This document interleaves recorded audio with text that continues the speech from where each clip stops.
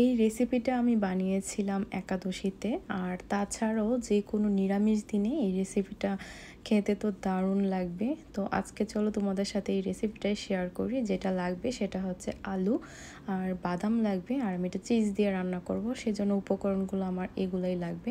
এখন আমি একটু সামান্য পরিমাণে ঘি দিয়ে এখানে ফোড়ন হিসেবে জিরে, তেজপাতা, শুকনো মরিচ দিয়ে ভালোভাবে আগে আলুটাকে ভেজে নিচ্ছি। আর আলুটা আমার একদম ছোট ছোট করে কেটে নিয়েছিলাম। আর এখন আমি হলুদ আর লবণ দিয়ে ভালোভাবে এটাকে ভাজার পর আমি দিয়ে দিচ্ছি বাদাম। এখানে ছোট চীনা বাদামটা আমি ইউজ করেছিলাম, আর এই বাদামটা দিয়েছিলাম আমি।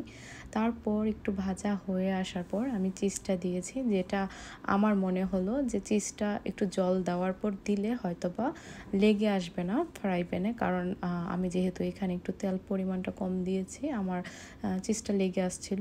যাই হোক, তারপর আমি এখানে দিয়ে আসছি একটু টক দই, টমেটো দিয়েছিলাম, আর সামান্য পরিমাণে গরম মশলা, জিরে গুঁড়ো দিয়ে ভালোভাবে এটাকে মিক্সড করে একটু শুকনো করে নিয়েছি। আর তার মাঝে আমার আলুটা সিদ্ধ হয়ে গেছে।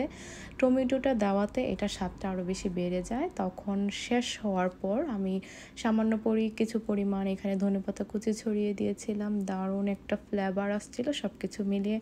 দেখতেই পাচ্ছ আজকের রেসিপিটা কতটা ইয়াম্মি লাগছে।